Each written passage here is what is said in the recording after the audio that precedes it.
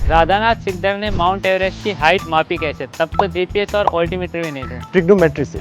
पर इतना भी आसान नहीं है। सबसे पहले तो आपको दो ऐसे पॉइंट्स ढूंढने पड़ेंगे जो एक ही ऊंचाई पे हो, और फिर उन दोनों पॉइंट्स के बीच का डिस्टेंस भी पता होना चाहिए।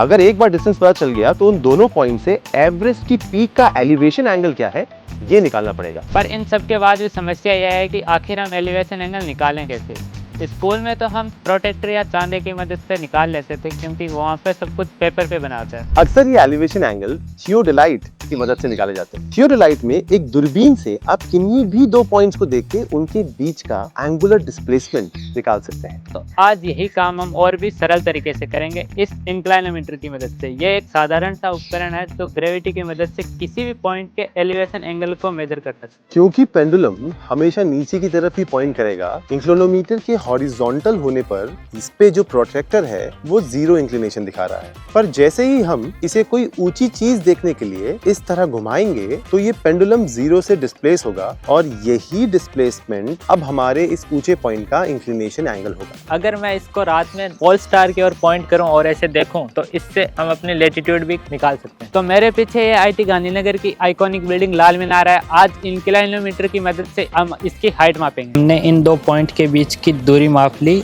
और फिर इसके सबसे ऊंचे पॉइंट का एलिवेशन एंगल निकाल लिया। तो हाइट आई 30.48 मीटर, जो कि ओरिजिनल हाइट 30.24 मीटर के काफी करीब है। राधानाथ सिकदर और उनके साथियों ने बिल्कुल इसी तरह से एवरेस्ट को कई जगहों से नापा और फिर उन सब मेजरमेंट्स का एवरेज निकाल के एवरेस्ट की हाइट की गणना करी। पर कहानी अभी भी अधूरी है। जब एवरेस्ट जैसी ऊंची चोटियों को नापा जाता है तो light through the atmosphere does not travel in straight line. Light ऊपर से नीचे आते हुए बेंड हो जाती है। ऐसा इसलिए क्योंकि एवरेस्ट जैसी ऊंचाइयों पे हवा थिनर है और इसी की वजह से ऊपर रिफ्रैक्टिव इंडेक्स कम हो जाता है और नीचे ज्यादा हो जाता है, जिसकी वजह से लाइट ऐसे बेंड होती है कि हमें एवरेस्ट जितना ऊंचा है उससे भी ज्यादा ऊंचा दिखाई देता है। यही कारण है जिसकी वजह से सनसेट होने के बाद भी हमें सन दिखता रहता है और सनराइज होने से पहले ही हमें सन दिखने लग जाता है। पहाड़ जितना ज्यादा दूर, रिफ्रैक्शन की वजह से उसकी हाइट उतनी ही ज्यादा ऊंची दिखाई पड़ती है। उन दिनों नेपाल जाने की अनुमति भी नहीं मिल पाई थी सर्वेयर्स को, मतलब उनको एवरेस्ट की हाइट और भी दूर बंगाल से नापनी पड़ी, जिस कारण से रिफ्रैक्शन की वजह से होने वाले